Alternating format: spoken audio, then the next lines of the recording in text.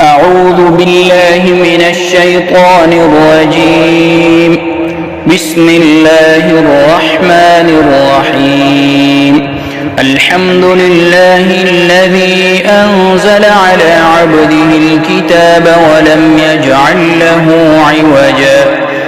قيما لينذر بأسا شديدا من لدنه ويبشر المؤمنين الذين يعملون الصالحات أن لهم أجرا حسنا ماكثين فيه أبدا وينذر الذين قالوا اتخذ الله ولدا ما لهم به من علم ولا لآبائهم كبرت كلمة تخرج من أفواههم إن يقولون إلا كذبا فلعلك باخع نفسك على آثارهم إن لم يؤمنوا بهذا الحديث أسفا إنا جعلنا ما على الأرض زينة لها لنبلوهم أيهم أحسن عملا وإنا لجاعلون ما عليها صعيدا جرزا أم حسبت أن أصحاب الكهف والرقيم كانوا من آياتنا عجبا إذ أوى الفتية إلى الكهف فقالوا ربنا آتنا من لدنك رحمة وهيئ لنا من أمرنا رشدا فضربنا على آذانهم في الكهف سنين عددا ثم بعثناهم لنعلم أي الحزبين أحصى لما لبثوا أمدا نحن نقص عليك نبأهم بالحق إنهم فتية آمنوا بربهم وزدناهم هدى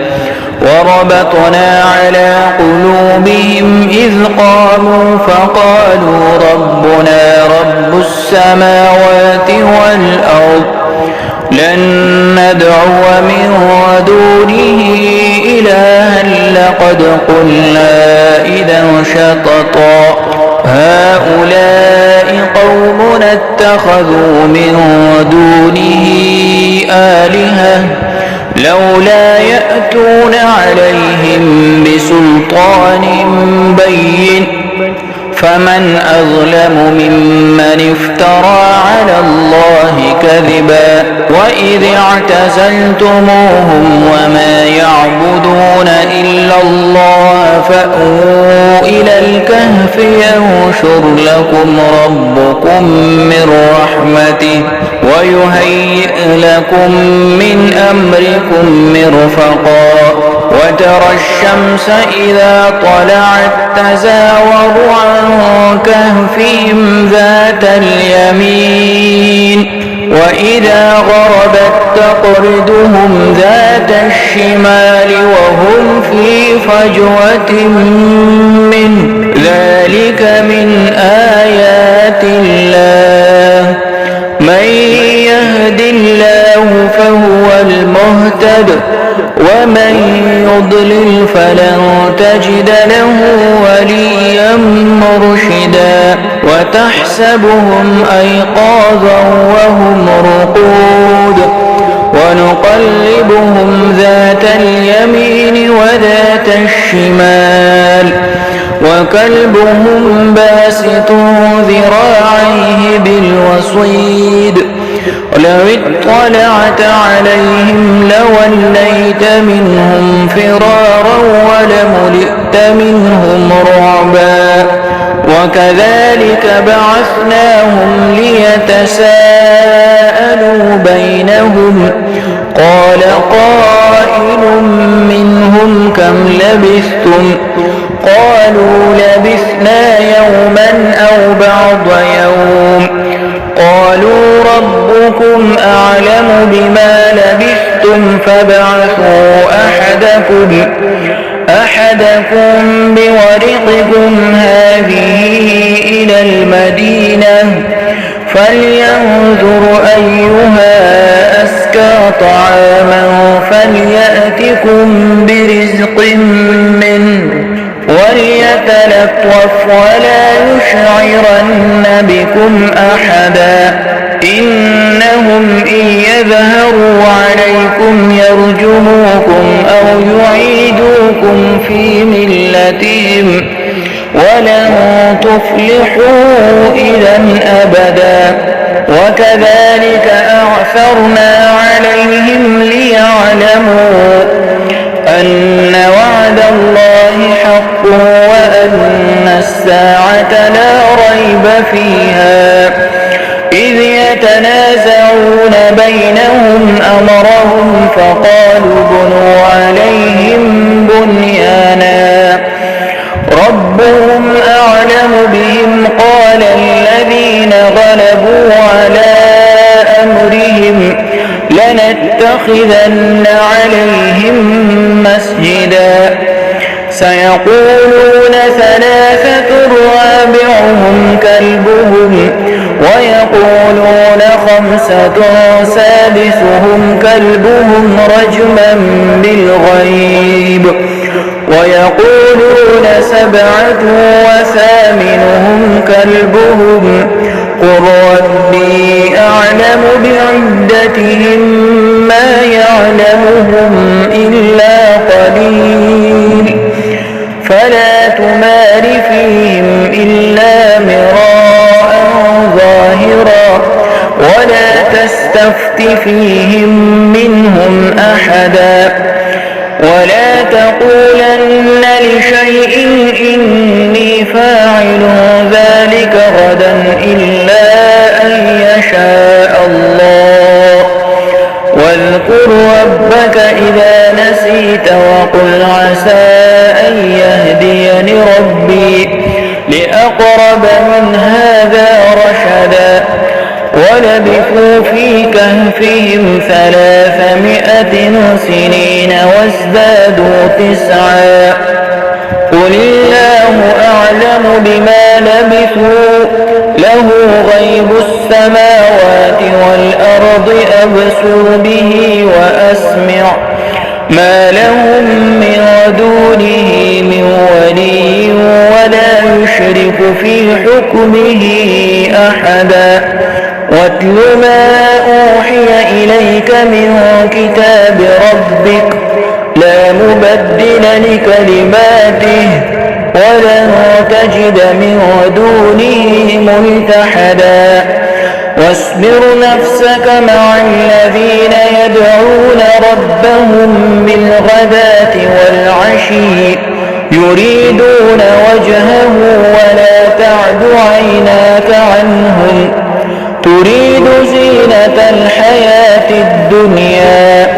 ولا تطع من أغفلنا قلبه عن ذكرنا واتبع هواه وكان أمره فرطا وقل الحق من ربكم فمن شاء فليؤمن ومن شاء فليكفر إنا أعتدنا للظالمين نارا أحاط بهم سرادقها وإن يستغيثوا يغاثوا بماء كالمهل يشوي الوجوه بئس الشراب وساءت مرتفقا إن الذين آمنوا وعملوا الصالحات إنا لا نضيع أجر من أحسن عملا أولئك لهم جنات عدن تجري من تحتهم الأنهار يحلون فيها من أساور من ذهب ويلبسون ثيابا خضرا من سندس وإستبرق واستبرق متكئين فيها على الأرائك نعم الثواب وحسنت مرتفقا. واضرب لهم مثل الرجلين جعلنا لأحدهما جنتين من أعناب وحففناهما بنخل وجعلنا بينهما زرعا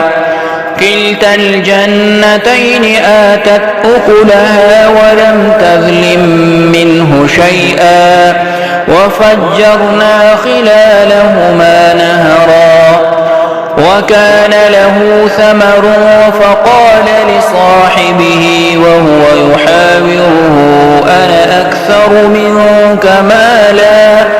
أنا أكثر منك مالا وأعز نفرا ودخل جنته وهو ظالم لنفسه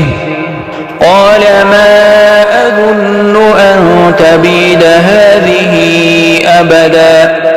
وما أظن الساعة قائمة ولئن رددت إلى ربي لأجدن خيرا منها منقلبا.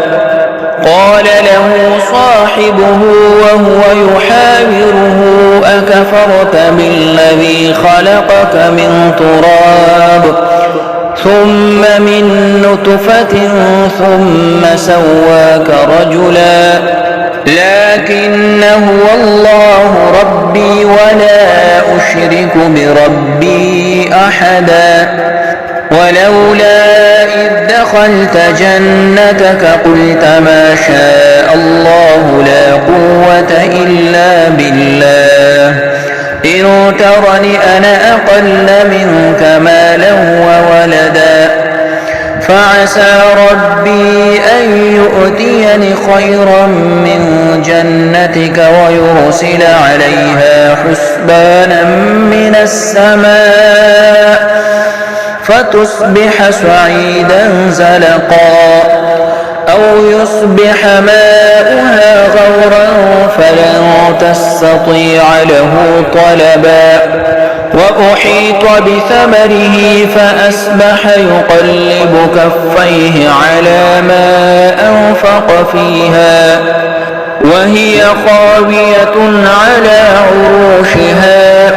ويقول يا ليتني لم أشرك بربي أحدا ولم تكن له فئة ينصرونه من دون الله وما كان منتصرا.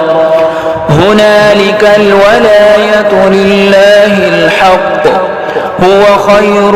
ثوابا وخير عقبا. واضرب لهم مثل الحياة الدنيا كماء كأنزلناه من السماء فاختلط به نبات الأرض فأصبح هشيما تذروه الرياح وكان الله على كل شيء مقتدرا. المال والبنون زينة الحياة الدنيا والباقيات الصالحات خير عند ربك ثوابا وخير أملا. ويوم نسير الجبال وترى الأرض بارزة وحشرناهم فلم نغادر منهم أحدا وعرضوا على ربك صفا لقد جئتمونا كما خلقناكم أول مرة بل زعمتم أن لن نجعل لكم موعدا. ووضع الكتاب فترى المجرمين مشفقين مما فيه ويقولون يا ويلتنا ما لهذا الكتاب لا يغادر صغيرة ولا كبيرة إلا أحصاها ووجدوا ما عملوا حاضرا ولا يظلم ربك أحدا وإذ قلنا للملائكة اسجدوا لآدم فسجدوا إلا إبليس كان من الجن ففسق عن أمر ربه أفتتخذونه وذريته أولياء من دوني وهم لكم عدو بئس للظالمين بدلا ما أشهدتهم خلق السماوات والأرض ولا خلق أنفسهم وما كنت متخذ المضلين عددا ويوم يقول نادوا شركائي الذين زعمتم فدعوهم فلم يستجيبوا لهم وجعلنا بينهم موبقا ورأى المجرمون النار فظنوا أنهم مواقعوها ولم يجدوا عنها مصرفا ولقد صرفنا في هذا القرآن للناس من كل مثل وكان الإنسان أكثر شيء جدلا وما منع الناس أن يؤمنوا إذ جاءهم الهدى ويستغفروا ربهم إلا أن تأتيهم سنة الأولين أو يأتيهم العذاب قبلا وما نرسل المرسلين إلا مبشرين ومنذرين ويجادل الذين كفروا بالباطل ليدحضوا به الحق واتخذوا آياتي وما أنذروا هزوا ومن أظلم ممن ذكر بآيات ربه فأعرض عنها ونسي ما قدمت يداه إنا جعلنا على قلوبهم أكنة أن يفقهوه وفي آذانهم وقرا وإن تدعوهم إلى الهدى فلن يهتدوا إذا أبدا وربك الغفور ذو الرحمة لو يؤاخذهم بما كسبوا لعجل لهم العذاب بل لهم موعد لن يجدوا من دونه موئلا وتلك القرى أهلكناهم لما ظلموا وجعلنا لمهلكهم موعدا وإذ قال موسى لفتاه لا أبره حتى أبلغ مجمع البحرين أو أمضي حقبا فلما بلغا مجمع بينهما نسيا حوتهما فاتخذ سبيله في البحر سربا فلما جاوزا قال لفتاه آتنا غداءنا لقد لقينا من سفرنا هذا نصبا قال أرأيت إذ أوينا إلى الصخرة فإني نسيت الحوت وما أنسانيه إلا الشيطان أن أذكره واتخذ سبيله في البحر سربا عجبا قال ذلك ما كنا نبغي فارتد على آثارهما قصصا فوجدا عبدا من عبادنا آتيناه رحمة من عندنا وعلمناه من لدنا علما قال له موسى هل أتبعك على أن تعلمني مما علمت رشدا قال إنك لن تستطيع معي صبرا وكيف تصبر على ما لم تحط به خبرا قال ستجدني إن شاء الله صابرا ولا أعصي لك أمرا قال فإن اتبعتني فلا تسألني عن شيء حتى أحدث لك منه ذكرا فانطلقا حتى إذا ركبا في السفينة خرقها قال أخرقتها لتغرق أهلها لقد جئت شيئا إمرا قال ألم أقل إنك لن تستطيع معي صبرا قال لا تؤاخذني بما نسيت ولا ترهقني من أمري عسرا فانطلقا حتى إذا لقيا غلاما فقتله قال أقتلت نفسا زكية بغير نفس لقد جئت شيئا نكرا قال ألم أقل لك إنك لن تستطيع معي صبرا قال إن سألتك عن شيء بعدها فلا تصاحبني قد بلغت من لدني عذرا فانطلقا حتى إذا أتيا أهل قرية استطعما أهلها فأبوا أن يضيفوهما فوجدا فيها جدارا يريد أن ينقض فأقامه قال لو شئت لاتخذت عليه أجرا قال هذا فراق بيني وبينك سأنبئك بتأويل ما لم تستطع عليه صبرا أما السفينة فكانت لمساكين يعملون في البحر فأردت أن أعيبها وكان وراءهم ملك يأخذ كل سفينة غصبا وأما الغلام فكان أبواه مؤمنين فخشينا أن يرهقهما طغيانا وكفرا فأردنا أن يبدلهما ربهما خيرا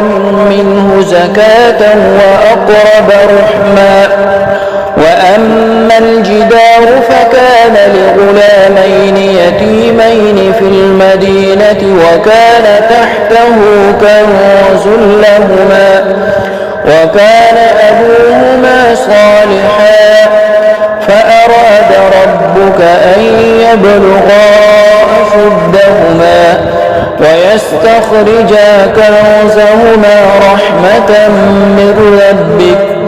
وما فعلته عن أمري ذلك تأويل ما لم تسطع عليه صبرا ويسألونك عن ذي القرنين قل سأتلو عليكم منه ذكرا إنا مكنا له في الأرض وآتيناه من كل شيء سببا فأتبع سببا حتى إذا بلغ مغرب الشمس وجدها تغرب في عين حمئة ووجد عندها قوما قلنا يا ذا القرنين إما أن تعذب وإما أن تتخذ فيهم حسنا قال أما من ظلم فسوف نعذبه ثم يرد إلى ربه فيعذبه عذابا نكرا وأما من آمن وعمل صالحا فله جزاء الحسنى وسنقول له من أمرنا يسرا ثم أتبع سببا حتى إذا بلغ مطلع الشمس وجدها تطلع على قوم لم نجعل لهم من دونها سترا كذلك وقد أحطنا بما لديه خبرا ثم أتبع سببا حتى إذا بلغ بين السدين وجد من دونهما قوما لا يكادون يفقهون قولا قالوا يا ذا القرنين إن يأجوج ومأجوج مفسدون في الأرض فهل نجعل لك خرجا على أن تجعل بيننا وبينهم سدا قال ما مكني فيه ربي خير